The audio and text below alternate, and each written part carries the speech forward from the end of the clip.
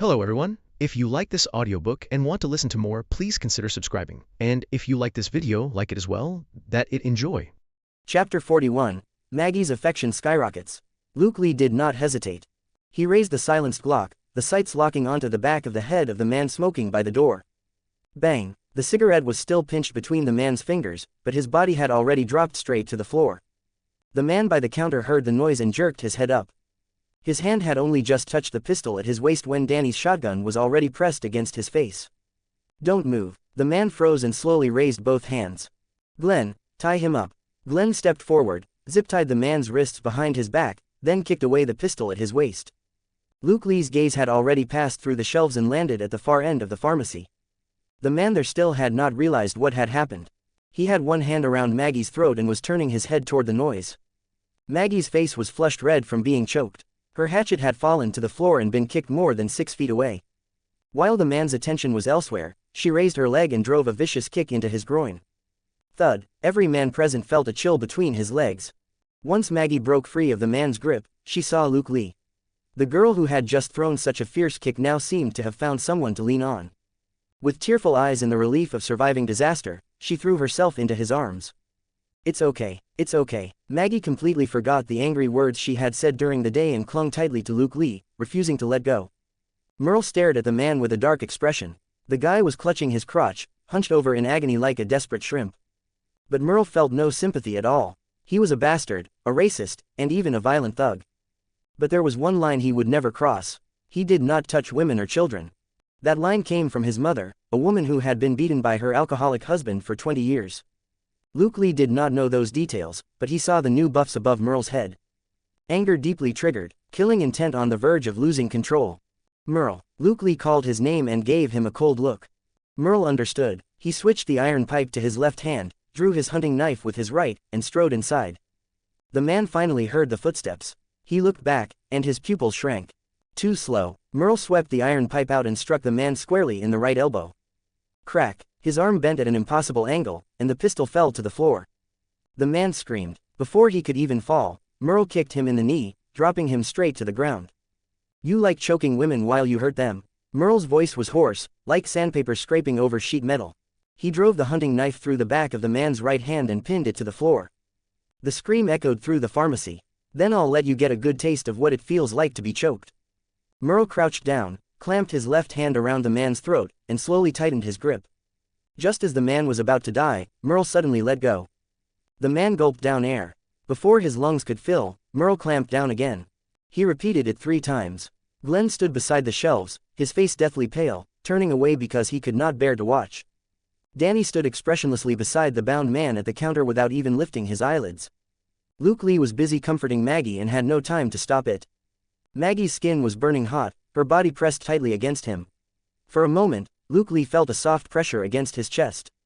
This woman was even more solid and well-built than she looked. Her long legs were slightly bent from weakness, and she needed support just to stand. From Luke Lee's angle, the muscles of Maggie's calves looked firm and smooth, revealing a small stretch of pale, delicate ankle. Ahem, he had stared a little too long. Luke Lee coughed at the wrong time and kept murmuring comfortingly, "It's okay. It's okay." No one else noticed what was happening on Luke Lee's side. They were completely drawn in by Merle's torture. On the 4th time, Merle did not let go. The man's struggles grew weaker and weaker.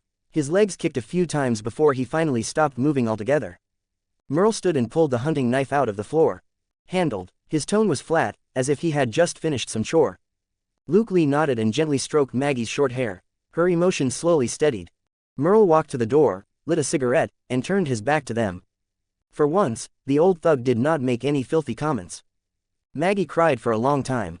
She buried her face against his chest, her voice so hoarse it was almost inaudible. "You were right. What? Good people don't live long in the apocalypse." Luke Lee lowered his head and looked at her messy short brown hair.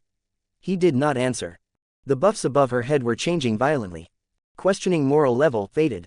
Disappointment initial faded. Affection budding resurfaced, strengthening at an extremely fast rate. Added. Reliance initial. Added. Sense of safety Luke Lee. Her affection had exploded. Luke Lee helped her up, took off his jacket, and draped it over her shoulders. "Can you walk?" Luke Lee did not wait for Maggie to answer. He simply scooped her up in his arms. Maggie froze for a moment and instinctively tried to struggle, but after one small movement, she gave up. Glenn followed behind them, watching the scene, his lips moving slightly. "What about the guy at the counter?" Danny asked. Luke Lee did not look back. "Find out where they came from and whether they have any accomplices. Once you're done asking, let Merle handle it." Merle blew out a mouthful of smoke and grinned. "Got it, boss." By the time the pickup returned to the farm, it was completely dark. Hershel was standing on the front porch. When he saw Luke Lee carrying Maggie out of the truck, the old man kept muttering, "Thank Jesus." Luke Lee's face darkened as soon as he heard it. "Old man, I'm the one who saved your daughter. What are you thanking Jesus for?" "Maggie, Dad, I'm okay." Maggie forced out a smile. Hershel rushed forward and took his daughter. When he saw the finger marks on her neck, his eyes reddened instantly. He looked up at Luke Lee. "Don't worry, Maggie's fine, she was just frightened." Maggie looked at Luke Lee and saw him wink at her. "We didn't let those bastards get what they wanted. Oh, and they received Satan's punishment." Maggie froze for a moment. Thinking back to Merle's brutal methods, she did not know whether to laugh or cry. It really had been a punishment straight out of Satan's hands. The old man's lips trembled. He wanted to say something, but not a single word came out. The buffs above his head shifted violently. Recognition deep. Gratitude deep. Trust deep. Luke Lee said nothing more and turned to leave. The rest could be left to Maggie. She would change Hershel's view of him. Prayer alone could not have saved Hershel's daughter from those men, but Luke Lee's gun had. Back in his tent, Luke Lee sat down and opened the system panel. Attribute enhancement available. Please choose allocation. Current attributes. Strength 7, Agility 7, Stamina 7, Perception 7, Intelligence 8, Luck 4. He stared at the panel for a few seconds. Tonight's incident had made him realize something. His perception was enough, his intelligence was enough, but in close combat, speed and stamina were his weak points. If the situation in the pharmacy had been more complicated, and all three enemies had opened fire at the same time, he might not have walked away unharmed. Agility and stamina had to be raised. Attribute enhancement confirmed. Agility, 8, Stamina, 8, ding. Attribute enhancement complete. Current attributes.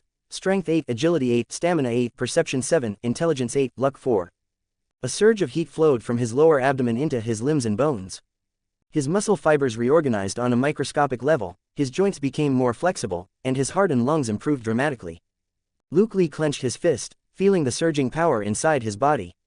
It was completely different from before. If his previous physical condition had been close to the level of a special forces soldier, then now he was approaching the limits of the human body. He lay down and closed his eyes. The system panel flickered quietly in the corner of his vision. Main quest. New home. Progress. 95%. Time remaining. 8 hours. The remaining 5% had been stuck for a while. Luke Lee thought for a moment, then turned his gaze toward the barn. Chapter 42. Chickens might sing, dance, and rap. The barn door was locked from the inside. Luke Lee stood at the entrance and knocked twice. Hershel's voice came from within. "Who is it?" "It's me, Luke." The door opened a crack, and Hershel's face appeared in the gap, his expression faintly alarmed. "It's late. What do you need?" "Hershel, what are you keeping locked in the barn?" The old man's pupils tightened. "Nothing. Just livestock. A few cows, some chickens." "Chickens?" Luke Lee looked at him calmly. "Chickens might sing, dance, rap, maybe even play basketball, but they definitely don't make sounds like that." Hershel fell silent for a moment. Then he shut the door and spoke to him through the wooden planks. "Luke, I'm grateful you saved Maggie, but what's in this barn has nothing to do with you. If what's in the barn threatens everyone on this farm, then it has everything to do with me. Haven't Randall and Maggie's incident taught you enough?" Hershel's expression shifted sharply. He understood what Luke Lee was implying. Randall had only been watching them, and Luke Lee had taken people over and wiped out his whole camp. If Hershel became a threat to the camp's survival, his outcome would not be much better. The buffs above his head jumped violently. Fear secret exposed. Resistance extreme. Guilt deep. Hershel. "No." The old man suddenly raised his voice. "They're sick. They're just sick. Someday there will be a cure. You can't slaughter them like livestock. I won't do anything tonight. I know you need time to accept that your loved ones are gone." Luke Lee did not push the old man too hard. After all, Hershel had taken them in. "But sooner or later, you have to think this through. Maggie nearly died at the hands of men, and the things in that barn are 100 times more dangerous than men. If one day they break through the doors, what will you use to protect Beth? To protect Maggie? The dead are already gone. Why let them disturb the peace of the living? You're one of God's most faithful believers. Tell me, would his kingdom shelter evil? By the same logic, would he tolerate his believers harboring evil spirits?" Hershel's lips trembled. Luke Lee's words had struck him right in the heart. He did not answer. He closed the door, but after the door shut, His body dropped to the floor with a thud. He covered his head with both hands, tears falling silently. Luke Lee stood facing the wooden door and could hear the old man's low sobs. He only sighed. People were not lifeless objects. How could anyone calmly accept the death of family? Hershel was only clinging to this almost obsessive belief that his loved ones would recover one day.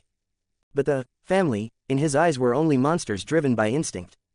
A group of leviathans even God would reject. The lock clicked into place. Main quest. New home. Progress. 95% right pointing arrow 99%. Only 1% remained. Once the old man thought things through tonight, that final 1% would naturally fall into place. Luke Lee returned to his tent and turned on the radio. At some point, listening to the radio had become a habit for him. Static. Hello, is anyone there? Static. This is Cran. A voice came through the radio. This was not a channel he had switched to himself. Someone had connected to it. Fuck. Static. GRE. This is Crane. Answer me. We need Antizin. Damn it, I need to get to higher ground. Static. If anyone can hear me, stay away from Heron. It's not safe here. Static. Luke Lee grabbed the radio, his mind turning into a mess. Stay away from what? Finish your damn sentence. And why did those words sound so familiar? Luke Lee tapped the radio a few times. A burst of crackling static came from it, but for the next 5 minutes, he received nothing new. It was just the same Atlanta recording playing on repeat again. Luke Lee racked his brain, but whenever he tried to think, all that came to mind were fragments of the Walker night attack. He could not remember anything useful. Luke, at that moment, a figure appeared outside the tent. Luke Lee instinctively reached for his pistol. Listening carefully, he realized it was Maggie's voice. She had changed into a clean plaid shirt and was standing outside the tent. Her hair was still a little damp, clearly freshly washed. The finger marks on her neck were mostly hidden by her collar, but a faint bruise still showed near her collarbone. Did you go to the barn to talk to my dad? Yeah. So you know now, right? Maggie looked at Luke Lee uneasily, trying to read something from his expression. Confusion and doubt, that was Luke Lee's current state. I know what's locked in there. Maggie was silent for a moment and folded her arms. Her gaze fell on the distant outline of the barn. My mom is in there, along with some of her friends, and the old lady from next door. My dad thinks they can still be cured. He'll come around. That isn't what I'm worried about right now. Luke Lee looked troubled. Come on, Maggie suddenly said. The buff above her head shifted slightly. Cognitive shift in progress. Reliance deepening. Where? I'll show you somewhere. She gave no explanation and turned to leave. Luke Lee could only follow. This woman had been angry with him during the day, yet now she had come to find him on her own at night. He really did not understand her. The two walked south along a path at the edge of the farm, passing through a patch of low shrubs. After about 5 minutes, a small pond appeared at the edge of the woods. I used to come here all the time when I was little. Maggie stopped under an oak tree and leaned back against the trunk. Whenever I was upset, I'd sit here for a while. Luke Lee stood beside her, not knowing what to say. Luke, what? Why did you come save me today? Wasn't it Hershel who asked us to go? Luke Lee looked at Maggie strangely. Had she lost her memory? Had she been attacked by walkers? Maggie stared at his face for a few seconds, then turned her head away. You were so sharp during negotiations, but now you're acting like an idiot. I'm not an idiot. I went to grad school for a few years, you know. Sure, my major wasn't exactly technical, but at least it was. Luke Lee could not finish. Because someone shut him up with action. At such close range, Luke Lee could even smell the clean scent of shampoo, along with Maggie's intense body heat. 3 minutes later, Luke Lee took a deep breath. Phew, that was really, and then it continued. Maggie had never been a subtle person. After the emotional highs and lows of the day, she badly needed one impulsive release. 18,926 words omitted here. 3 hours later. A new status appeared. Maggie. Affection established. Emotion confirmed. Sense of belonging Luke Lee. Luke Lee quietly admired the beautiful woman in his arms, but his perception remained on alert.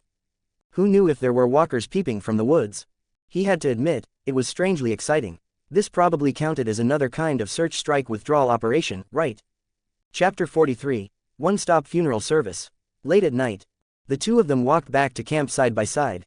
Hershel's family were Christians and did not approve of premarital relations, so Maggie still had to go home.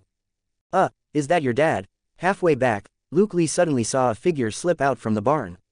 Looking closer, he realized it was Hershel. When Maggie looked over, Hershel saw them too. The old man was getting on in years, but he was not blind. In the middle of the night, aside from walkers, there were very few living people wandering around outside. Anyone would have taken a second look. You too. Hershel's eyes went wide. He had lived long enough to know what it meant when a man and a woman came out of the woods together in the middle of the night. Dad, let me explain. We really didn't do anything. The old man's earlier grief vanished in an instant. In its place came towering rage. You son of a. Hershel grabbed an iron bucket and charged at them. Luke Lee turned and ran without a second of hesitation. Morning. Luke Lee crawled out of his tent with dark circles under both eyes. Hershel had chased him around the farm 3 times last night. The old man did not have much strength, but his stamina was terrifying. He ran after Luke Lee for almost 10 minutes before finally giving up. As a result, when Luke Lee came out of his tent, everyone in camp was looking at him strangely. Last night, while chasing him, Hershel had yelled things like, "You actually stole my daughter. I'm going to kill you. And, if you've got the guts, stop and fight me like a man." Waking up the entire camp.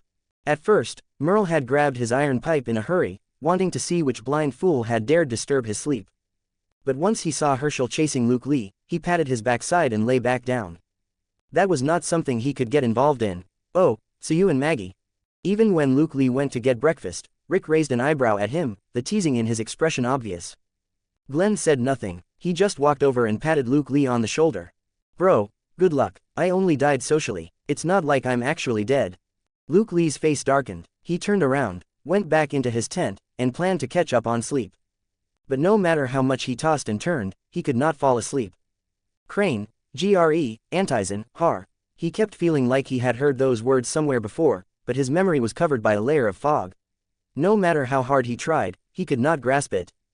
"If I can't remember, I'll leave it for now." He slapped his face lightly and opened the system panel. Main quest. New home. Progress. 99%. Remaining condition. Eliminate the threat inside the barn. At the same time, the blueprint interface popped up with new buildable items. Buildable. Watchtower wooden requires wood times 30, iron nails times 20. Buildable. Outer Chevaled Frise defense line requires wood times 15, barbed wire times 10. They were both defensive structures, exactly what he needed most right now. Randall's people had been wiped out, but there might still be other threats nearby. The radio signal from last night was the best proof. "Luke," Maggie's voice came from the direction of the farmhouse. She jogged over, her expression a little awkward. She was trying not to laugh, but she also looked nervous. "My dad wants you to come over." Is he holding a kitchen knife this time, or a double-barreled shotgun? "Please tell me your family doesn't have a cannon." Maggie's face flushed with embarrassment. Getting caught by her own father after what they had done was plenty awkward for her too. "He's not holding anything, just go." Maggie dropped the line, her face burning red, then turned and hurried away. "Just go." What kind of Myanmar-style statement was that? Luke Lee took a deep breath. Sticking his neck out meant a blade, pulling it back meant a blade too. Either way, what happened had happened, and time could not be reversed. Now it depended on what Hershel intended to do. 5 minutes later, Luke Lee arrived in front of the main house, wearing a bulletproof vest under his clothes and a steel helmet on his head. Hershel sat in a rocking chair on the front porch, clutching a Bible. His eyes were still red, and he had clearly been up all night. When he saw Luke Lee's appearance, the corner of the old man's mouth twitched. Was this man insane? Luke Lee glanced over. The old man's buffs were a little complicated. Irritation personal level, struggle, compromise. "Sit, I'm not really going to kill you." Luke Lee sat down on the steps, keeping a safe distance from Hershel. Hershel stayed silent for a long time. "You know, I went to the barn last night to look at them. My wife, she doesn't recognize me anymore. The way she looks at me is no different from how she'd look at a piece of meat. You were right, the kingdom of God does not shelter evil. Those things are only soulless monsters." He closed his eyes, and a tear slid from the corner of one eye. "I have only one request. Say it, let them rest in peace. Don't throw them away like trash." Luke Lee nodded. An old man willing to compromise was a good old man. So what if his temper was a little explosive? "I'll cremate them, place the ashes in urns, and you can choose where to bury them." Hershel opened his eyes and looked at him for a while. "One more thing." Luke Lee's muscles tensed. "Here it comes. About you and Maggie, Mr. Hershel, I can explain." "No need." The old man cut him off, his tone cold and hard. "Apocalypse or not, it doesn't matter. If you dare refuse to take responsibility for her, even if I can't catch you myself, I'll ask God to deal with you for me. I promise I'll take full responsibility." Luke Lee raised 3 fingers. Hershel snorted and said nothing else. Only then did Luke Lee notice Maggie quietly hiding behind the door. She secretly gave him an "okay" gesture. Luke Lee had always been decisive. An hour later, the barn doors were fully opened. Luke Lee, Danny, Merle, Rick, and Shane went inside, while Glenn kept watch outside. Luke Lee had prepared carefully and called in all the killing machines, but the situation inside was clearly not as bad as he had imagined. Because of the butterfly effect, they had arrived at the farm early. Hershel had not had time to take in more walkers yet. There were only 7 walkers inside the barn, all chained to wooden posts. Some had already rotted down to exposed bone, while others still looked mostly as they had in life, except their eyes were cloudy and their mouths kept opening and closing. One of them was a woman in a floral dress, Maggie's mother. Hershel did not go in. He stood outside the barn with his back to the doors, hands clasped, praying softly. Maggie stood beside him with one hand resting on her father's shoulder. 7 muffled sounds came from inside the barn. Soon, everything went quiet. That afternoon, in the open space east of the farm, 7 small graves were neatly lined up. Luke Lee kept his promise: cremation, urns, burial. A one-stop service. Hershel personally placed a wooden cross in front of each urn and recited scripture. Maggie stood in front of her mother's cross for a long time. Luke Lee did not disturb her. Although their relationship had made a breakthrough, this was something she had to work through herself. Ding. Main quest. New home complete. Calculating rewards. Obtained. Blueprint Farm Defense System Basic. Obtained. Walker Essence ×5. New main quest unlocked. Please check the mission panel. Luke Lee opened the mission panel and checked the next main quest. Main quest. Expansion. Objective.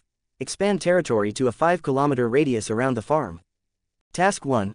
Build watchtowers ×2. Task 2. Establish an outer Chevaldefrise defense line. Task 3. Clear surrounding threat points ×3. Time limit. 7 days. He closed the panel, picked up the radio, and tuned it to the frequency from earlier that day. There was only static. Chapter 44, Building Infrastructure. Luke Lee crouched on the ground, using a twig to draw a diagram in the mud. He had already figured out the farm's terrain. The weakest parts of the defenses were the road and pasture to the north. The ground was flat, the view was open, and that meant there was no cover. Walkers and people were more likely to come from the road, so the first watchtower had to be built at the road entrance. Danny, take Glenn into town. Nails, wire, grab as much as you can.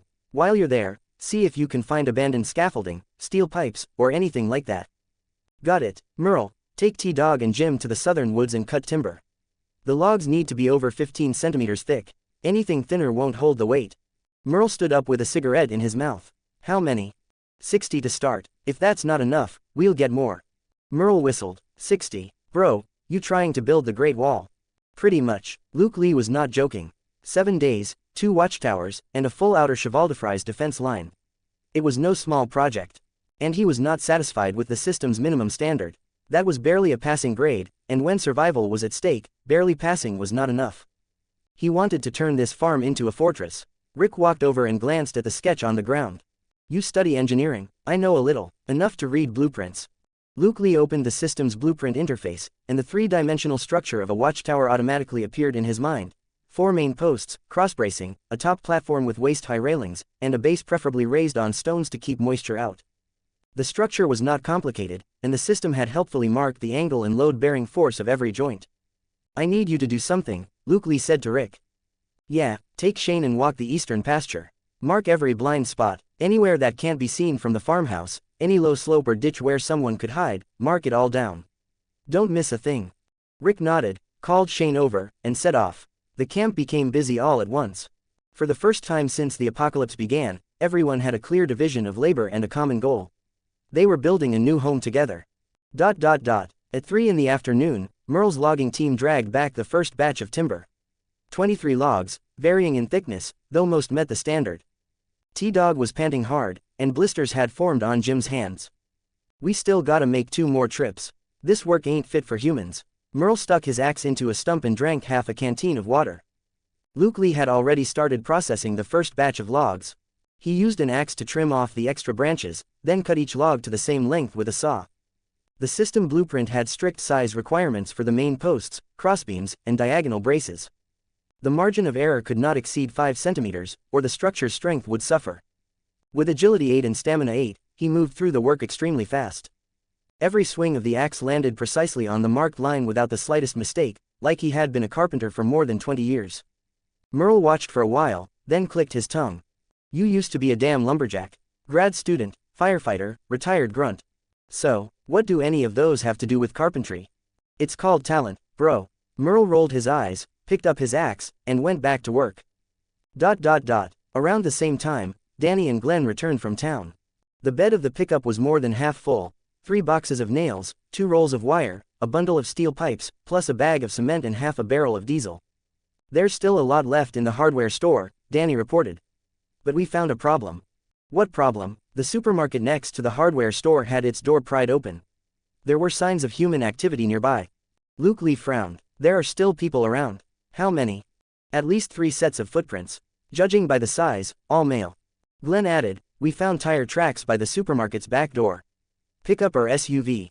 They headed west. Luke Lee ran through the map in his head. West of the farm was a residential area, and farther west was the interstate leading to Atlanta. Could be survivors passing through, or it could be a nearby outpost. Should we check it out? Glenn asked. Not yet. Luke Lee shook his head. Before the defenses are finished, we shouldn't provoke unknown forces. But we can't slack off on patrols either. Starting tonight, add 1 more person to the night watch. Glenn, you'll have to work a little harder and put yourself on the roster too. Understood. After that, the work settled into a rhythm. Luke Lee personally led the team in building the first watchtower. The foundation was the most important step. He had them dig 4 half-meter deep holes at the chosen location, fill the bottoms with crushed stone and tamp them down, then set the main posts upright and fix them in place with cement. They had not found much cement, so it could only be used at key points. The rest had to be held together with wooden wedges and nails. Luke Lee stood on a ladder, bracing the wood with one hand while hammering the nails in with the other. Every strike was fast, accurate, and heavy. Shane handed materials up from below and watched for a while. You serve as an engineer in the army or something? Luke Lee did not answer. The system blueprint hovered translucent in his field of vision. Every component had a virtual marker showing where it needed to go. At 6 in the evening, the main structure of the first watchtower was complete. The platform was 3.2 meters high, with waist-high railings on all 4 sides and a tarp over the top for rain cover. Standing on it, he could see the road clearly. The field of view covered at least 800 meters. Luke Lee climbed up and tested it. Even with the evening wind blowing hard, the platform stayed perfectly stable when he jumped around on it. Not bad at all. A prompt popped up on the system panel. Watchtower North, construction complete. Main quest, expansion. Task 1 progress, 1/2. Danny stood below the tower, looking up at him. Where are we building the second one? East side of the pasture. But we can rest for today. We'll handle the rest tomorrow. Dinner was bean stew with cornbread made by Carol, with cured meat provided by Hershel mixed in. Everyone sat around the campfire, and the atmosphere felt different from the past few days. People with work to do carried themselves differently. T-Dog held up his cornbread and said, never thought I'd be this damn happy over building a wooden frame. Merle leaned against the pickup's tire. For once, he did not make any dirty jokes. He just smoked quietly. Rick sat beside Luke Lee and lowered his voice. There were signs of human activity in town. I don't think we can put it off too long. We need to find out what that group is doing. I know. Luke Lee took a bite of cornbread. But we wait until the defenses are built. I'll personally take people to scout it out then. Right now, everyone we have is tied up with construction. We simply don't have enough manpower. I could take Shane and check the area first, Rick suggested. Chapter 45, The Gas Station. No, Luke Lee said flatly. You and Shane can handle camp security. During construction, our defenses are at their weakest. If anything happens, someone needs to keep control of the situation. Rick thought it over and found that it made sense. Fine, your call. Luke Lee glanced at the buffs above his head. Trust solid, obedience recognition. Even Rick was slowly accepting Luke Lee's leadership. It seemed the Randall incident would not become a crack that split the team apart. The firewood crackled as it burned, sparks drifting up into the night wind. Maggie came over with 2 cups of hot water and sat beside Luke Lee. She did not say anything. She simply leaned against his shoulder. Hershel picked up a pair of binoculars and saw the scene from the farmhouse window. He snorted and pulled the curtains shut. The next day, at first light, Luke Lee woke everyone up. The system's mission objectives had to be completed. Maybe the next reward would be something good. As for the brothers in camp, a little exhaustion would not kill them. The site for the second watchtower was chosen at the eastern edge of the pasture. That position covered most of the eastern observation area and also formed overlapping sightlines with the other watchtower. With yesterday's experience, they worked much faster this time. Main posts, crossbeams, diagonal braces. The others already knew how to cooperate. Luke Lee only had to step in at key points. The rest of the time, he stood nearby and directed the work. The stronger ones dug and filled the foundation pits or went to the forest to haul timber, then processed it after bringing it back. During that time, Glenn rode the farm's only horse around the perimeter on patrol. The men worked, and the women did not stay idle either. Even Beth and Carol ran back and forth, bringing everyone water and preparing lunch. It was not until 3 in the afternoon that the second watchtower was finally finished. Watchtower East construction complete. Main quest, expansion. Task 1 progress, 2 halves. Luke Lee did not stop to celebrate. He moved straight on to the next item, the outer Chevaldefrise defense line. The principle behind the Chevaldefrise line was simple. Tie sharpened wooden stakes together in an X shape to form barriers, then line them around the farm's perimeter. Walkers that slammed into them would be pierced or stuck, and even survivors trying to climb over would have a hard time. Although the structure was much simpler than the watchtower, this thing had to go around the entire farm. The workload was anything but small. After a rough calculation, covering the whole perimeter would require at least 800 stakes. When Merle heard that number, his cigarette nearly fell out of his mouth. "You lost your damn mind. How many trees are we supposed to cut? You trying to clear out the whole forest?" Luke Lee shook his head calmly. "Rome wasn't built in a day. We can prioritize. For example, finish the defenses on the east and north sides first and block off the most dangerous areas. Then we build the rest of the line afterward. Based on the calculations, we'll need a little over 200 stakes for the first stage." Merle was not great at math, but judging from the scale of the work, he figured it would take at least half a month, maybe a full month, to finish. 2 days. Luke Lee gave the deadline. Merle's jaw almost hit the ground. "You're crazy. How the hell is that possible? How is it impossible? The whole camp moves together. That's 30 or 40 people. The men cut stakes and haul them. The women can tie wire and hammer nails. More hands, more strength." Luke Lee felt Merle was making too big a fuss. Did he have any idea what real infrastructure work looked like? Some people had built full-scale hospitals in 10 days. That was real construction. Merle stubbed out his cigarette, shouldered his axe, and left. Either way, all he had to do was work. The thinking could be left to the educated guy. For the next 2 days, the entire camp entered a frenzy of construction. In the apocalypse, there was no such thing as an 8-hour workday. Everyone pushed their stamina to the limit, and Luke Lee barely slept. Even Hershel, his future father-in-law, was helping shave stakes with a plane. The old man was already advanced in years and had never imagined he would still face this kind of ordeal so late in life. A large clearing had been cut out of the southern woods, and the stakes were piled up like small hills. Facts proved one thing: as long as you could still work, the work would never run out. During this period, Luke Lee occasionally listened to the radio. But there were still no new signals. That guy named Crane seemed to have vanished from the airwaves. On the evening of the 4th day, the last section of the defense line was driven into the ground. Luke Lee stood on the northern watchtower and looked down. Rows of X-shaped wooden stakes stretched along the northern and eastern sides of the farm, their sharpened tips standing in the sunset-like ranks of soldiers on guard. It was not exactly pretty, but the farm's defenses had improved dramatically. Outer Chevaldefrise defense line northeast construction complete. Main quest, expansion. Task 2 progress, 1/1. Task 3, clear surrounding threat points ×3. Time remaining, 3 days. Luke Lee closed the panel and rolled his aching shoulders. 4 days of non-stop physical labor would wear down even a body with stamina 8. Not to mention Maggie coming over at night to collect her debt. But the payoff was generous. 2 watchtowers and defensive lines on 2 sides of the farm. He climbed down from the tower and ran into Rick head-on. Rick's brow was tightly furrowed. Clearly, something had happened. "What is it?" Glenn found something while on patrol. Rick lowered his voice. 2 kilometers east, there's a gas station. At least 20 walkers are gathered there. More than 20, and Glenn said he saw fresh tire tracks on the road beside the gas station. Same as the ones behind the supermarket in town. Probably from a pickup or an SUV. Luke Lee fell silent for a moment. The tire tracks had appeared again, and this time the direction had shifted from west to east. Either there were multiple groups of survivors in the area, or that group was local and had been scavenging nearby all along. Whichever it was, they needed to investigate as soon as possible. The walkers at the gas station aren't the problem. Call a few people over and they can be cleared out. The real problem is the humans. More than 20 walkers gathered at a gas station means something is attracting them. Either there's a source of noise, or living people are trapped inside.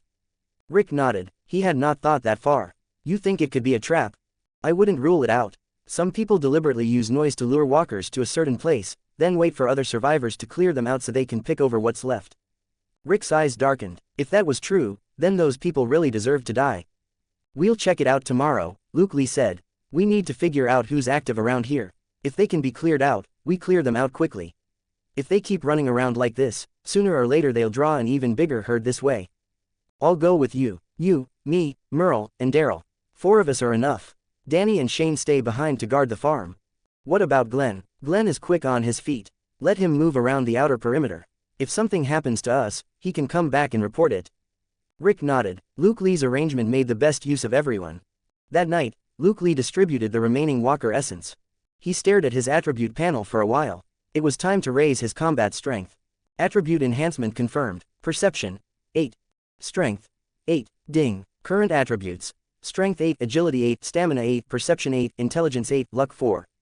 Aside from luck, every attribute had been raised to 8. Heat surged through his entire body again. His strength, speed, endurance, perception, and thinking had all reached a balanced high point.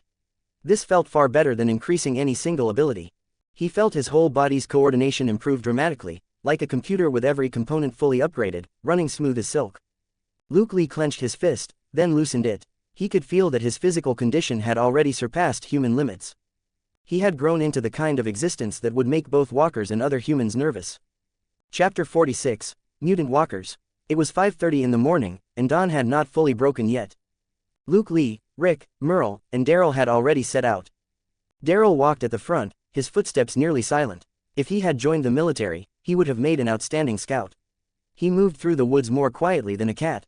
Merle followed behind, carrying an M4 carbine they had looted from the Randall camp.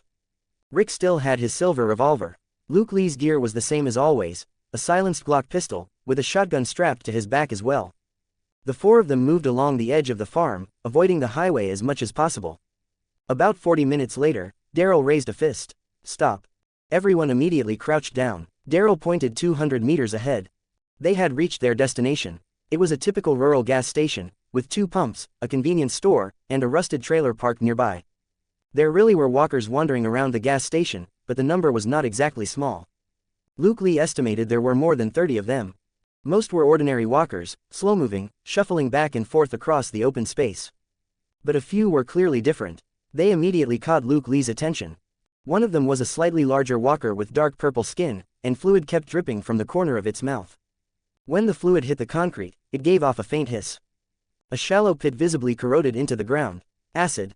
Aside from that one, there was another walker crouched on top of the trailer. Its posture was completely different from the others. It was squatting there, its head turning from side to side. It looked as though it was using what little remained of its sense of smell and hearing to detect the slightest movement around it. Luke Lee noticed that the walker's muscles were tight and defined, unlike the atrophied, rotting muscles of the others. Its joints bent at angles far beyond what any normal human or walker could manage, like a bowstring pulled taut. Fuck, what the hell are those two? Merle whispered, squinting at them for a long while. Daryl shook his head. Never seen anything like them. They look dangerous as hell. Rick frowned too. Walkers aren't supposed to look like that, are they? Luke Lee stared at the 2 abnormal ones, and the system automatically brought up identification details. Variant Walker Acid Corrosion Type. Threat Level, C+. Characteristics. Produces highly corrosive acid in the mouth and esophagus. Close contact or being sprayed can cause severe burns. Movement speed is comparable to that of ordinary walkers. Variant Walker Agile Type. Threat Level, B. Characteristics. Muscles are not completely necrotic, retaining part of their pre-death mobility. Movement speed is 34 times that of ordinary walkers. Capable of short-distance sprints and jumps. God damn it, Luke Lee's expression darkened. Wasn't this supposed to be the Walking Dead world? The walkers here were supposed to just stay slow walkers. Why the hell were they evolving? Walkers in the Walking Dead world were not supposed to mutate. He had never heard of the wildfire virus having that kind of function. Don't alert them yet, he said in a low voice. Our objective is reconnaissance, not clearing the place out. Those 2 things are obviously wrong. Rushing in without intel could cause unnecessary casualties. Their voices were very low, and sometimes they only signaled with their eyes. At a distance of 200 meters, there was no way the walkers could hear them. Right, what about the tire tracks? Rick asked. Daryl, can you track them? Daryl nodded and crouched low as he circled around the side of the gas station. 3 minutes later, he came back. The tire tracks head southeast from the gas station. Less than a day old. Judging by the footprints, there were probably 4 or 5 people. One set of shoes was small, maybe a woman or a child. 4 or 5 people, only one vehicle. Luke Lee thought it over. Probably just a small group of survivors. Not much of a threat. Should we follow them? Merle asked. Forget it. Luke Lee shook his head. We'll record the situation at the gas station first and make a plan after we get back. He took one last look at the gas station. The agile walker crouched on top of the trailer suddenly turned its head, its cloudy eyes seeming to sweep in their direction. All 4 of them held their breath at the same time. After a few brief seconds, the walker turned back and resumed its crouch. Move. The 4 of them withdrew without a sound. On the way back, Luke Lee kept thinking about those 2 variant walkers. The acid walker was still manageable. Its movement speed was about the same as an ordinary walker's, so as long as they kept their distance, it was not too big a threat. But the agile type was different. 3 to 4 times faster, and it could jump. That meant their previous hunting tactics might not work on this kind of thing anymore. After they had pulled back some distance, Luke Lee stopped again and took out his binoculars to observe the 2 walkers. The others waited where they were. When it was almost evening, he saw the walker on top of the trailer suddenly stand up. At first, Luke Lee thought survivors might be passing by, but after looking carefully, that was not the case. The walker suddenly faced west and stood completely still. As if it were basking in the sun. But walkers normally had no real reaction to sunlight. They did not seek it out, and they did not fear it. Yet that walker was clearly facing the direction of the sun, and it stayed motionless. Only when the last trace of sunset faded did the variant crouch down again. That behavior was far too abnormal. Luke Lee committed the detail to memory, but he did not tell anyone. By the time they returned to the farm, it was already night. Luke Lee briefed all the Corps members on the reconnaissance results. There are more than 30 walkers at the gas station, including 2 variants. One can spit acid from its mouth, and the other may not have lost normal mobility. The tent fell silent. Everyone's breathing grew tense. Walkers can mutate. Glenn's voice sounded a little unsteady. I don't know, but it looks like they can, Luke Lee said calmly. And I suspect this is only the beginning. The virus may mutate as it spreads. Biologically speaking, that makes complete sense. So that means even stronger walkers might show up later? T-Dog asked. The 2 we saw today might be isolated cases, but we can't rule out the possibility of a massive number of isolated cases. Luke Lee's meaning was obvious. He did not know either, but with the way this world was changing, who could say for sure? This time, no one spoke at all. The campfire light reflected on everyone's faces, and not a single person could smile. So we need to keep strengthening our defenses. Luke Lee brought the topic back. Barricades can stop ordinary walkers, but they won't stop something that may still have normal mobility. We need to dig another trench behind the defensive line. A trench, like the one you dug before? Shane asked. Right, along the inside of the defensive line, we dig a trench 1.5 meters deep and 1 meter wide, then place sharpened wooden stakes at the bottom. Even if a walker jumps over the barricades, it'll fall into the trench and get pinned. 1.5 meters deep. Merle nearly dropped his cigarette again. Do you have any idea how much work that is? We'll only dig the northern side, toward the highway. About 200 meters.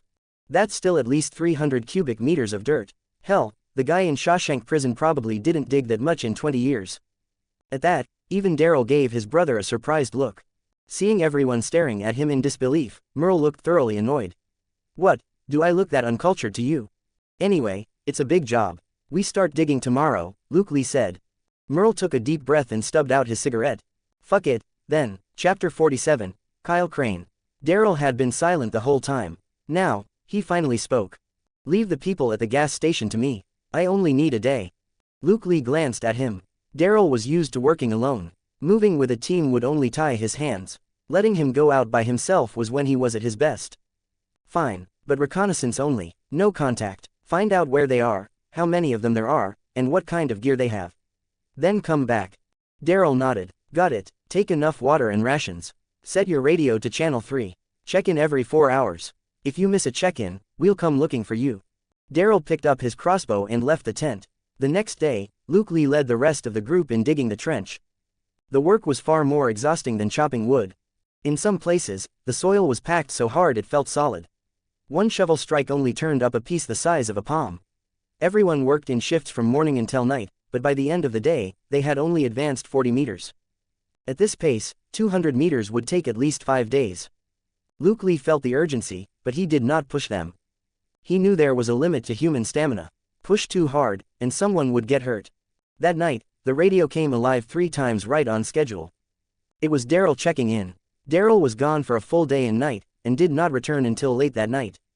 His pant legs were caked with mud, and there were several bloody scratches on his face from branches, but he looked fine. Found them. Everyone gathered around. Daryl crouched on the ground and drew a rough map with a twig. About 6 kilometers southeast of the gas station, there's an abandoned farm equipment warehouse. That's where they're holed up. How many? 5. 4 men and 1 woman. They've got 2 rifles and a handgun. They're driving a black pickup. What's their background? Luke Lee grew alert. That was a fairly strong weapon setup. Daryl thought for a moment. They don't look like trained soldiers, but they're definitely not ordinary civilians either. From what I saw, they've had some basic training. They move with a little structure. So they're survivors with experience, Rick concluded. Yeah, and they've got quite a stockpile in that warehouse. I looked in through a window. At least a dozen boxes of supplies, plus a few barrels of gasoline. Can we confirm them as enemies? Luke Lee asked the most important question. Daryl paused, then said, there's a white cloth hanging outside their warehouse. A few words were written on it in red paint. Living people, stay away. Luke, what are you planning to do? Rick asked, testing his reaction. He wanted to see whether Luke Lee would treat these people the same way he had treated Randall. Luke Lee thought for a moment. There were 5 of them. They were decently armed and had experience surviving the apocalypse. They were basically on the same level as Randall's group. But right now, they still did not know the farm camp existed.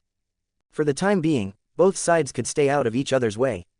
There was no need to provoke them. We leave them alone for now, Luke Lee decided. But we keep monitoring them.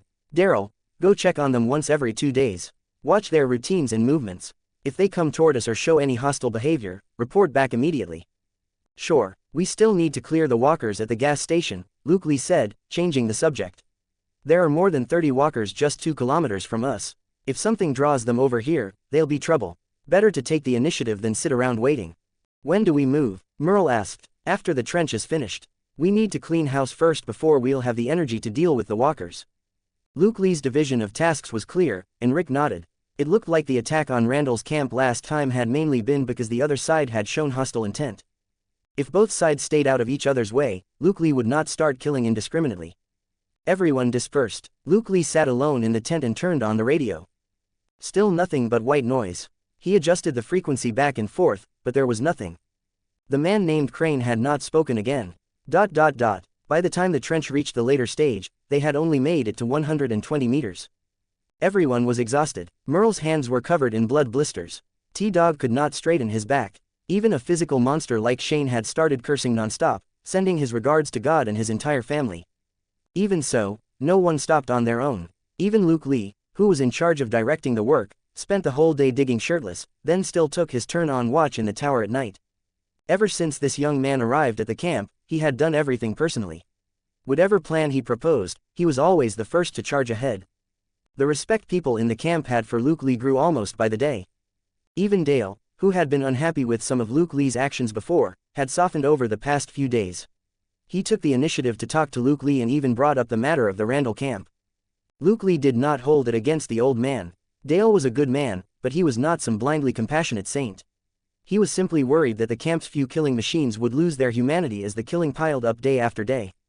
Luke Lee told him directly that his concern was unnecessary. I think the apocalypse has simply returned humanity to its most primitive stage. You can't reduce it all to killing. Because the survival problems we're facing aren't moral problems. Dale fell into deep thought after hearing that. Luke Lee lowered his head and went back to work. At 9 o'clock that night, Luke Lee finished his watch and came down from the tower before returning to the tent. Maggie was already asleep. He took the radio outside, found an open space, and scanned through the frequencies out of habit. White noise, still nothing but white noise. Just as he was about to turn it off, a voice came through. Static, can you hear me? This is Crane. Luke Lee's hand froze. The signal was much clearer than last time. There was still static, but at least he could make out every word. This is Crane. If anyone receives this message, please respond. Frequency, static, 47.3. Luke Lee quickly tuned the radio to 47.3. Copy, I can hear you. The other side went silent for a moment, then let out a relieved breath. Fuck, finally, someone. Who are you? Where are you right now? My name's Luke. I'm on a farm in Georgia. What about you? Crane. I'm Kyle Crane. I'm static. In a city. Things are bad. What city? Harem. Luke Lee's pupils suddenly contracted. Harem. The name was like a key, stabbing into a door in his mind that had refused to open. Harem City. GRE. Crane. The Antizon. Dying light. Memories came rushing back like a burst dam. In the game, Harem City was a fictional city in Turkey, completely quarantined after the outbreak of an unknown virus. As for the GRE Crane mentioned, it was a global relief organization. On the surface, it was a humanitarian agency, but in reality, it was the force behind the virus research. Kyle Crane, an agent of the GRE, was sent into Harem City on a mission. After learning the truth, he decisively betrayed the organization and became one of the survivors. And the virus in Harem City turned the infected into walkers. But not the slow walkers from The Walking Dead. These were parkour-style walkers that could climb, run, and jump. On top of that, there were giant walkers, acid-spitting walkers, self-destructing walkers, infant walkers that let out deafening screams, and all kinds of other monsters. The most terrifying among them was the monster that turned night itself into a nightmare. Volatiles. Chapter 48. Change of plans, take out the variant. Cold sweat broke out across Luke Lee's back. Now he understood why the agile walker at the gas station had been staring blankly at the sunset. It was sensing ultraviolet light. Ultraviolet light was the weakness of this evolved type of walker. During the day, sunlight suppressed it and weakened its abilities, so it behaved relatively mildly. But at night, Luke Lee thought back to what he had seen, the walker's glowing eyes. That was probably no ordinary viral. It was showing signs of evolving into a volatile. Crane. Luke Lee forced the tremor out of his voice. This GRE you mentioned, is it a global relief organization? The other end went silent for a moment. You know about GRE. Answer me first. Does the virus in Harem City make the infected stronger at night? Who the hell are you? I know a little about your situation, Crane. I need you to tell me, has the Harem virus spread beyond the city? Crane's breathing grew heavier. That's why I've been broadcasting this whole time. Harem's quarantine zone was breached 3 weeks ago. The people from GRE opened the gates on purpose. They wanted to collect data on how the virus spreads in an open environment. Those lunatics let the infected from an entire city out.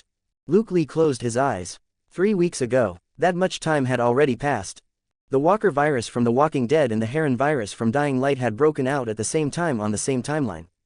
The two viruses had spread together, then fused during transmission. Fuck, Luke Lee could not help cursing under his breath. Looking at it now, the variant walkers he saw at the gas station were very likely the result of cross-infection between the two viruses. Then if this world had Crane, GRE, and the Antizin, what other monsters might exist? Lickers, tyrants, cordyceps, tanks. This was turning into one hell of a mess. Luke Lee steadied himself. Crane, you mentioned an antidote in your previous broadcast. Right, an inhibitor for the Harem virus. It can't cure it, but it can slow down the infected's transformation. I still have some left, but not much. What's your situation now? Not good. Crane's voice was bitter. Harem City isn't safe anymore. The number of volatiles increases every day. I'm taking a few survivors south, but our supplies are almost gone, and... Static. The signal suddenly began to shake violently. Static. And we found out. Static. The infected's behavior patterns are changing. Static. They're starting to move during the day too. Crane.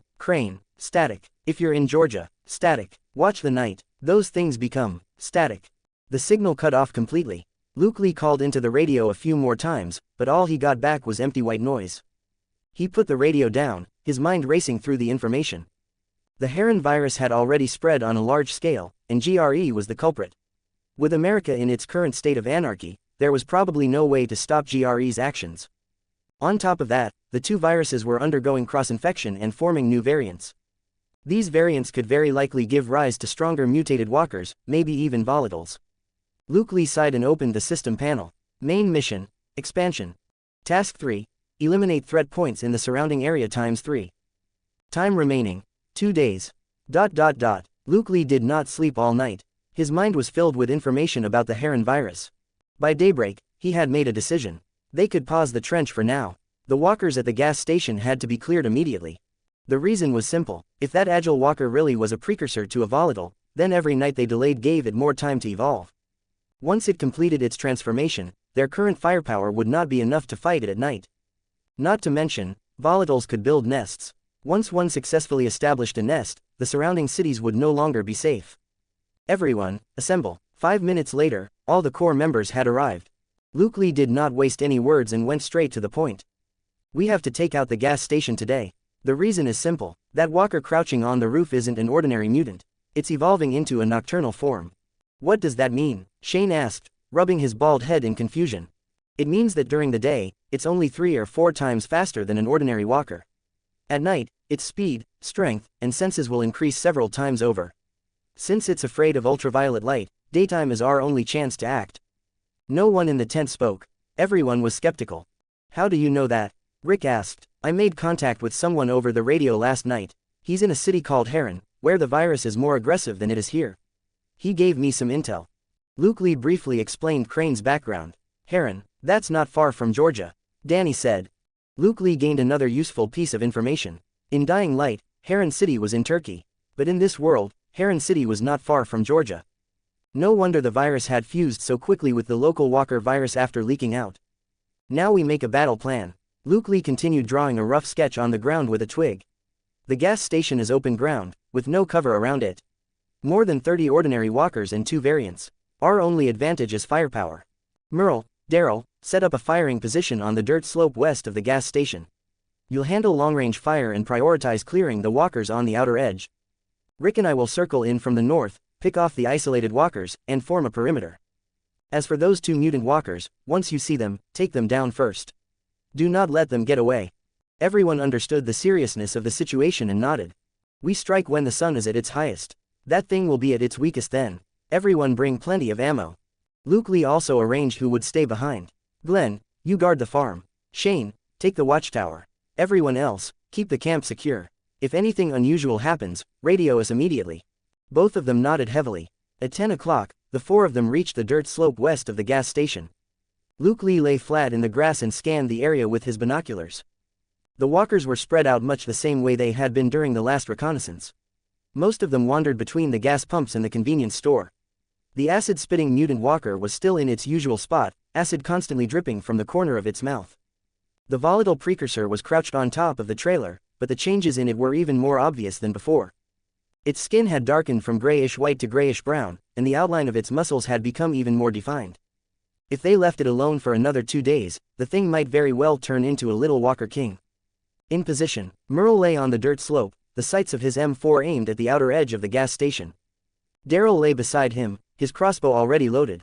Luke Lee and Rick crouched low and circled around to the north, using a row of abandoned oil drums as cover. Begin. Luke Lee's silenced Glock fired first. Bang. The back of a walker's head burst open as it wandered along the outermost edge, and it dropped silently to the ground. Bang, bang, bang, 3 shots in a row, all on target. Before the surrounding walkers could even react, 3 of them had been taken down. The advantage of a suppressor was pushed to its limit here. Every shot Luke Lee fired struck the back of a walker's head or its temple with precision. Not a single bullet missed. With 8 perception for aiming accuracy and 8 agility for draw speed, he could have been called a Wild West gunslinger 2 centuries ago. In 1 minute, he killed 9 more walkers. Then the 10th walker fell, its body crashing into the gas pump. Clang, the sound of metal impact rang out sharply. All the walkers turned their heads at once. We're exposed, Rick said in a low voice. Doesn't matter, we were never going to stay completely hidden anyway. Luke Lee stood up, no longer bothering with concealment, and fired the Glock in quick succession. Bang, bang, bang. He had always disliked relying only on being a quick draw, but right now, there was no time to be picky. Chapter 49, The Strange Map. The walkers began surging toward them, but they were far too slow. To the current Luke Lee, these slow walkers were nothing more than moving targets at a shooting range. At the same time, the Dixon brothers on the dirt slope opened fire as well. The M4 roared, and precise 3-round bursts instantly dropped the group of walkers on the flank. Daryl kept firing silently, his crossbow bolts punching clean through the walkers' eye sockets. Rick's revolver was no less impressive. The silver barrel spat heat, and every shot took down a walker with pinpoint accuracy. With crossfire coming from 4 directions, even taking a fortress would not have been much trouble. In less than 3 minutes, more than 20 walkers were lying on the ground. Mutant walker, 11 o'clock, Luke Lee shouted. The dark purple walker was coming around from behind the gas pump, its mouth wide open, a wet gurgling sound rising from its throat. It was charging up, spread out. Luke Lee and Rick rolled to either side at the same time. A mass of yellow-green liquid sprayed from the walker's mouth and splashed onto the spot where they had just been standing. Hiss! White smoke instantly rose from the concrete, and a hole the size of a washbasin was corroded into the ground. What the hell is that thing? Rick cursed. If Luke Lee had not warned him in time, that liquid might have melted him alive. Don't let it get close. Luke Lee dropped into a half crutch and fired. 3 bullets struck the acid walker in the chest, knocking it back 2 steps, but the thing was tougher than expected and did not go down right away. It opened its mouth again. Merle. Luke Lee made a sharp hand signal toward the slope. From the dirt slope, Merle's M4 fired a precise 3-round burst into the acid walker's head. The bullets tore through half its skull, then the brainstem, then the rest of its brain. The acid-spitting walker dropped straight to the ground. Acid seeped from its headless corpse, corroding a shallow ring into the ground around it. Got it, Merle shouted. Luke Lee did not relax. Since earlier, he had not seen the walker he was most concerned about. Where is it? Everyone instantly went on alert, their muzzle sweeping across the area. Everything around them was silent. Luke Lee's extraordinary senses caught something wrong in the air, as if something were moving at high speed. Out of the corner of his eye, he saw a dark shadow flash past. There was no time to think. His body reacted before his mind could. Sidestep, roll, raise the pistol in one smooth motion. The whole sequence happened in a single breath. Almost the instant he finished moving, a grayish-brown shadow lunged down from the roof of the convenience store, moving as fast as a bullet out of the barrel. Its target was Rick. Get down. Rick instinctively dropped low. The agile walker swept over his head, landed on all fours like a giant spider, then immediately launched itself toward its next target. Luke Lee. The thing missed once and switched targets without hesitation. Luke Lee's Glock fired the instant it leapt. Bang, bang, bang. 2 shots to the torso, 1 to the head. Mozambique drill. Unfortunately, the headshot missed. Its path through the air was knocked off course, but after hitting the ground, it rolled and sprang up again at once. Fast, too fast. It was already this fast in daylight. If it were night. Luke Lee did not dare think about it. Daryl. The twang of the crossbow string sounded almost at the same time as Luke Lee's shout. Daryl had already taken aim. He had been waiting for this moment. A seasoned hunter would never miss the chance for a clean kill. The bolt cut through the air. It struck dead center between the brows. The arrowhead burst out through the back of its skull, bringing a spray of black blood with it. The volatile precursor's body froze in midair for a split second, then crashed to the ground like a puppet with its strings cut. Its limbs were still twitching, and a low, hissing growl came from its mouth. Luke Lee stepped forward, aimed at its head, and pulled the trigger. The volatile precursor stopped twitching. Dead for good. Luke Lee lowered his gaze to the corpse. Grayish-brown skin, muscles even tighter and more powerful than a living person's. Joints that seemed to have evolved for the sole purpose of chasing prey. If it had been given a few more nights to evolve into a true volatile, that would have been hell on earth. A prompt appeared on the system panel. Threat point cleared. Gas station, 1/3. Killed variant walker acid corrosion type ×1. Killed variant walker agile type ×1. Killed ordinary walkers ×31. Obtained walker essence ×4. Current walker essence. 1/10 right pointing arrow 5/10. Variant walkers dropped more walker essence than ordinary walkers. Luke Lee paid close attention to that. The walkers were evolving, but so was he. If he kept leveling up like this, even a thornform volatile might not be impossible to fight. All clear, he looked around, making sure nothing had been missed. The ground around the gas station was littered with corpses, and the air was thick with the stink of rot. Rick walked over, breathing hard. He looked down at the agile walker's corpse, his expression grim. If this thing had attacked the farm at night, we would have lost a lot of people. That's why we had to take it out. We can't give something like this a chance to grow. Luke Lee wiped away his sweat and said, and it won't be the only one. Crane said the infected from Heron have already spread. From now on, things like this might end up more common than stray dogs on the roadside. Rick could not say a word. The world Luke Lee described filled even him with despair. We need more weapons, heavy firepower, especially, Rick said. We do, but there's something even more useful. Luke Lee thought for a moment, then said, those things have weaknesses too. The higher they evolve, the more they fear one thing, ultraviolet light. Ultraviolet light, yes, volatiles especially. Once a walker evolves into a volatile, it becomes afraid of sunlight and can only hide in the dark. If we can get UV lamps and install them along the defensive line, we'll have another layer of protection at night. Rick thought it over. Hospitals might have what you need. Dental clinics too. Put it on the list for the next supply run. Treat it as a strategic resource. After the four regrouped, they began clearing the battlefield. They also looted the gas station's convenience store while they were there. Maybe because there had been so many walkers around, passing survivors had not dared to search the place. As a result, quite a few supplies remained inside: canned food, cigarettes, water, and even several filled barrels of gasoline. Behind the convenience store counter, Luke Lee happened to find a hand-drawn map. There was a bloody handprint on it. Whoever had drawn the map was probably already dead. The map was crude, drawn in ballpoint pen on the back of a receipt. It marked several nearby locations: the gas station, an intersection, a residential area, and one location circled in red. Beside it was one word: Nest. Luke Lee folded the map and put it in his pocket. On the way back, he kept thinking about that map. What did nest mean? Was it a walker gathering site? Or something even more dangerous? Or maybe the person who left the map had deliberately made it as a trap.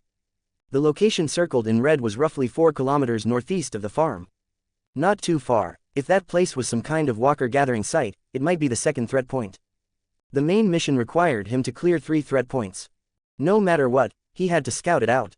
When they returned to the farm, everyone gathered around.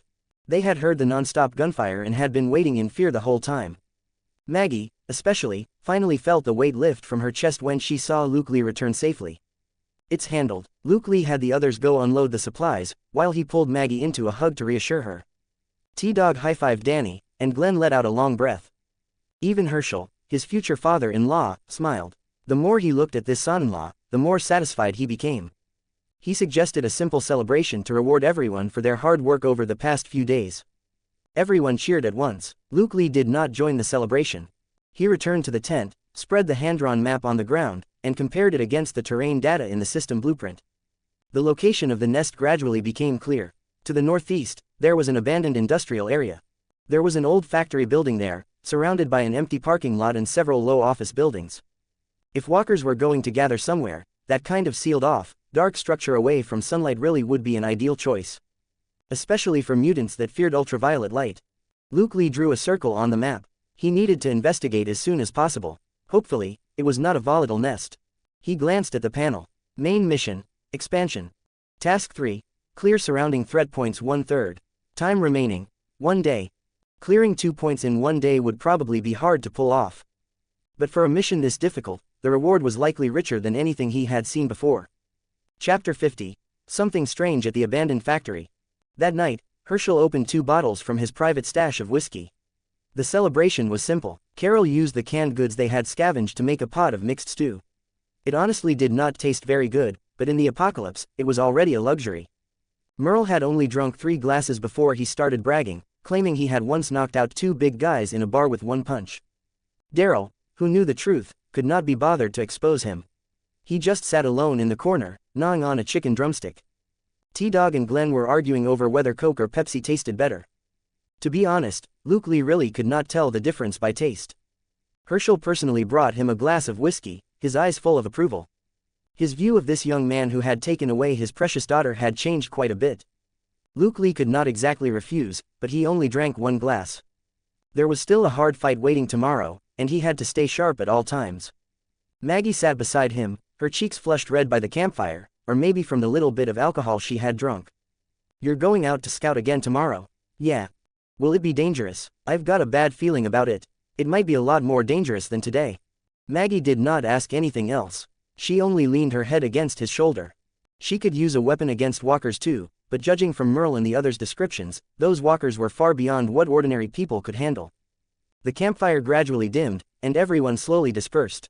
Luke Lee returned to the tent, and Maggie followed him in. She hugged Luke Lee around the waist from behind, pressing her face against his back.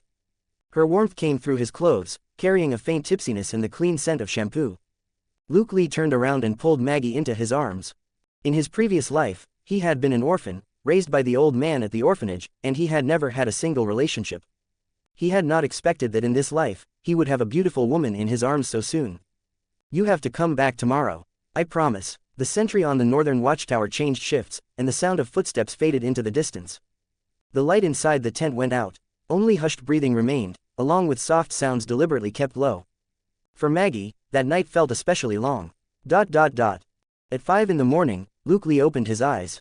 After a long night, he had only slept for a few hours, but most of his stamina had already recovered. Maggie was still curled up in his arms, sleeping deeply. Even shaking her did not wake her. They had used up all the supplies from last night in one go, so he would have to find time to scavenge for more. After placing a kiss on Maggie's forehead, Luke Lee left the tent. He opened his system backpack. The Glock could retire for now. Today called for heavy firepower. An AA-12 fully automatic shotgun. He had found this thing in Atlanta and had kept it tucked away all this time, reluctant to use it. It used a drum magazine with 20 rounds at a time, and with its fully automatic design, it was practically a meat grinder in close quarters combat. Forget mutant walkers, even a licker would have to kneel if it came at this thing. Of course, the weapon had flaws too. It burned through ammunition extremely fast, and it was loud as hell. Luke Lee also took out his last two M67 grenades and wore his tactical vest underneath his outer layer. Rick was already waiting at the edge of the farm. He seemed to have woken up even earlier than Luke Lee. The former King County deputy raised an eyebrow when he saw the AA-12. "Where'd you get that thing? I've never seen you use it before." "Atlanta. Looks like today's trip really is dangerous, if you're even bringing out your hidden treasure." Rick made a rare joke. He knew Luke Lee had always kept some good things hidden, but that was his private business. Everyone in the camp had their own preferred weapon. It was just that Luke Lee had always carried light weapons before. Seeing him switch to heavy firepower today felt a little strange. Merle and Daryl woke up later, especially Merle. When he saw Luke Lee's shotgun, his eyes went wide. "Holy shit, is that an AA-12? You've been hiding that thing this whole time." Surprised, excited. "If you'd brought it out sooner, I wouldn't have needed to fire a single shot at the gas station." "Where's the fun in that?"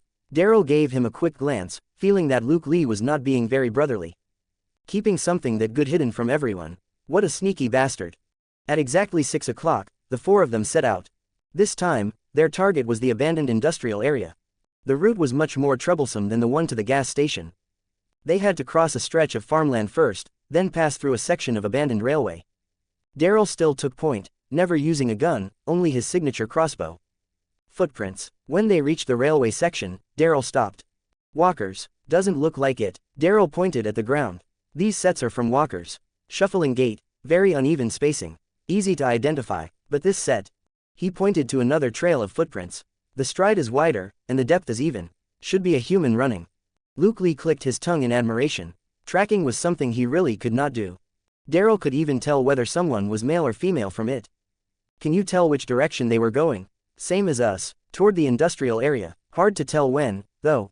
The prints are pretty dry." Luke Lee and Rick exchanged a look. Someone had gone to the nest before them. "That survivor team?" Rick asked. "Come to think of it, the shoe size matches." Daryl said, "Look, isn't this the same small-sized footprint from that group?" Luke Lee frowned. What were those people doing at the nest? Could it actually be their hideout? Pick up the pace. The four of them sped up. 20 minutes later, the outline of the industrial area appeared in their view. From a distance, it looked like a stretch of gray ruins. The sheet metal roof of the old factory was rusted through in places. The windows of several office buildings were all shattered, and several scrap trucks sat crookedly across the parking lot. The entire area was covered in a dead silence. There were no birds, no insects. Even the wind sounded bleak. Luke Lee raised his binoculars. The factory gate was half open, and the inside was pitch black. He could not make out anything. But the ground near the factory entrance was covered with drag marks, as if left behind by a horde of walkers. "There's a black pickup parked over there. Looks fairly new." Luke Lee handed the binoculars to Daryl. Daryl nodded in confirmation. It was indeed the vehicle belonging to that survivor team. What made it unsettling was that the pickup's door was open, and there was blood on the driver's seat. Daryl handed the binoculars back, his expression grave. Those 5 people had come here. The vehicle was still here, but the people were gone. And there was blood on the driver's seat. Those clues alone were enough to make anyone's skin crawl. "What do we do?" Merle asked. Luke Lee glanced at the system panel and gave the order. "Proceed as planned. Clear it out." "What if there are people alive inside?" Rick asked. "Then we get them out. They might have information we don't. Either way, something is very wrong with this place. Everyone stay sharp. Don't get yourselves killed in there." He switched off the safety on the AA-12, and the drum clicked into place. "The factory is enclosed, and visibility will be limited. Once we're inside, we advance back to back. Do not split up," Rick reminded them. He was a trained police officer, so he knew what kind of tactics this terrain required. "Merle, your M4 is too long for this environment. Switch to your handgun. Use your knife for close quarters." Merle nodded, slung the M4 behind his back, and drew his hunting knife. Luke Lee signaled for Daryl to put away the crossbow. Reloading a crossbow took time. If they ran into a sudden situation, he could easily be caught at the wrong moment. "If we run into a large horde of walkers, everyone fall back behind me." Luke Lee patted the AA-12 against his chest. "This thing will open the way for you." The four of them moved toward the factory. The parking lot was empty. When they reached the pickup, Luke Lee lowered his head and glanced at the driver's seat. The blood had already dried into a dark brown stain. There was not much of it, so it did not look like a fatal wound. There were several empty shell casings in the truck bed. 9mm. If you'd like to support my work and unlock advanced chapters, you can follow me on Patreon. GhostParser 80 chapters ahead. To be continued.